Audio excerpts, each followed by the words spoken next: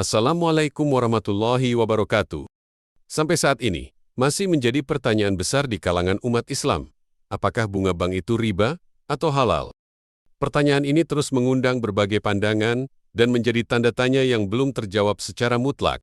Dalam video ini, kita akan menyaksikan dua sudut pandang berbeda dari para ulama yang masing-masing memiliki dalil dan argumentasi kuat dalam menjelaskan hukum bunga bank. Jangan terburu-buru mengambil kesimpulan sebelum menonton video ini sampai akhir. Mungkin apa yang selama ini kita yakini akan diuji kembali, dan bisa saja pandangan kita berubah setelah mendengar penjelasan yang kuat berdasarkan hukum syariat. Simak dengan cermat, renungkan dengan hati, dan ambil keputusan dengan ilmu. Sering dapat pertanyaan, pengaduan tentang dosa riba. Karena sebagai direktur di bank konvensional, merasa takut kerja di bank itu riba, bahkan sampai jadi satpamnya aja katanya haram. Tapi orang pakai jasa ATM biasa-biasa aja. Lisannya mengharamkan bank, tapi ATM dipakai gitu. Bank itu adanya sekitar 200 tahun yang lalu. Berarti itu tempat ijtihad, harus diijtihadi oleh para ulama. Bukan ulama salaf atau mutaqaddimin atau mutaakhirin, tapi diijtihadi, dibahas oleh ulama muasirah, ulama kontemporer. Kemudian terbagi dua. Ada yang mengharamkan bahwa bunga bank itu identik dengan riba yang diharamkan dalam Al-Quran dan hadis Nabi. Kelompok berikutnya yang kedua, bunga bank itu tidak identik, tidak sama dengan bunga bank yang diharamkan dalam agama, menghalalkan bunga bank. Nah, sekarang Bapak ingin menyampaikan ulama-ulama yang menghalalkan bunga bank, bukan menghalalkan riba, menghalalkan bunga bank. Siapa saja mereka? Yang pertama adalah Syekh Mahmud Shaltut. Beliau adalah mantan rektor Al-Azhar. Syekh Muhammad Shaltut ini adalah tokoh ulama Mesir yang reformis dan modernis. Ingin Islam ini modern, maju ke depan gitu. Reformis dari kungkungan kebodohan dan kemiskinan. Maka beliau mengevaluasi, membahas, mengijtihadi.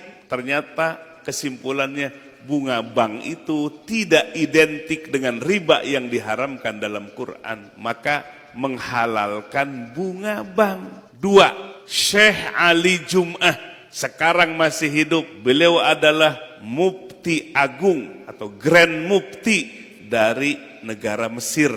Ya, masih ada sekarang Syekh Ali Jum'ah. Ulama-ulama zohir yang menghalalkan bunga bank. Yang ketiga, Syekh Muhammad Said Tontowi, sama mantan rektor Al-Azhar.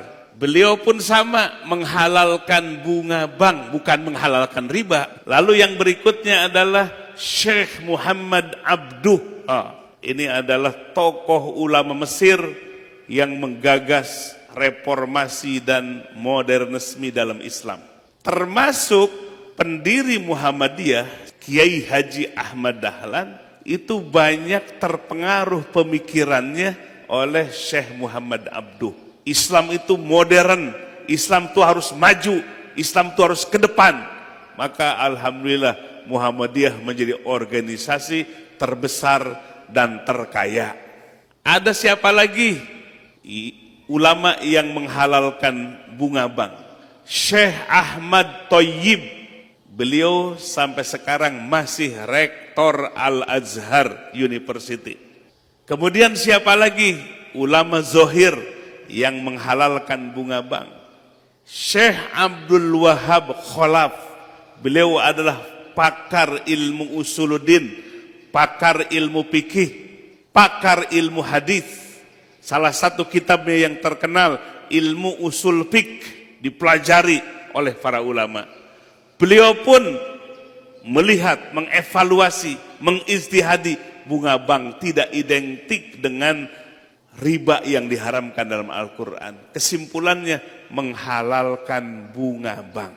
Jadi ulama-ulama zohir kelas taraf internasional, kelas dunia, dengan pikirannya yang jernih, yang cermat, memperhatikan kemaslahatan umat, dan ekonomi ini adalah jantung dari kehidupan. Dari ekonomi faktor yang utama adalah finansial, maka bank punya peran penting dalam perekonomian umat. Begitu idenya, hasil ijtihadnya cemerlang. Bunga bank adalah riba. Kita katakan dari mana datang ribanya? Kaidah kullu qardin jarra naf'an fahuwa riba. Setiap pinjaman yang mendatangkan keuntungan, hukumnya adalah riba. Ketika Anda menabung di bank tersebut, itu namanya akad tinjauan fikihnya adalah akad qard, akad pinjam meminjam. Anda meminjamkan uang kepada bank, walaupun di atas kertas namanya tabungan, menabung, menitip. Tapi dalam tinjauan fikih adalah hukumnya meminjamkan uang kepada bank, bukan menitip. Kalaulah menitip, maka uang Anda tidak boleh diganggu-gugat oleh pihak bank.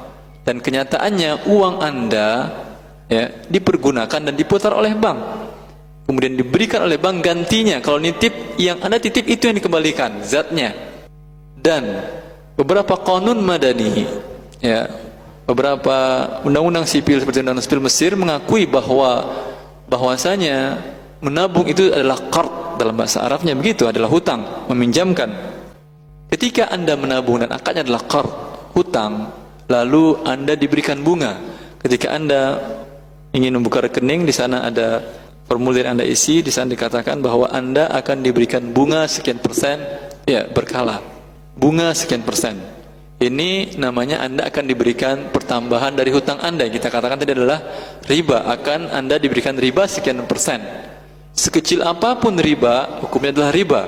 Maka lalu Anda menyetujuinya, menandatangani kan? Berarti menyetujui kan? Baru tahap ini saja, belum Anda terima uang ribanya, Anda sudah berdosa karena menyetujui riba.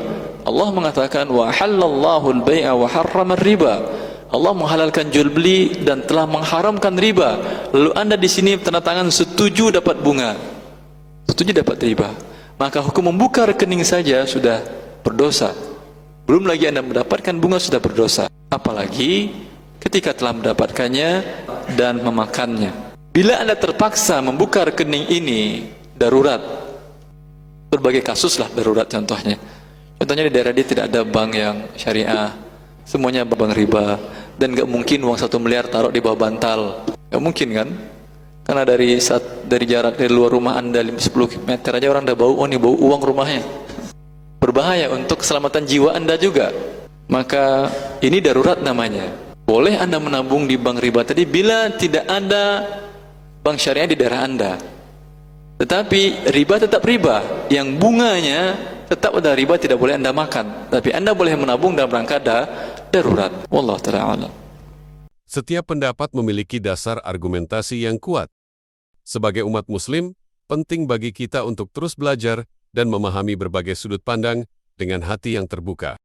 Semoga video ini dapat memberikan wawasan baru dan membantu kita dalam mengambil keputusan yang lebih bijak, berdasarkan ilmu dan hukum syariat yang sesuai.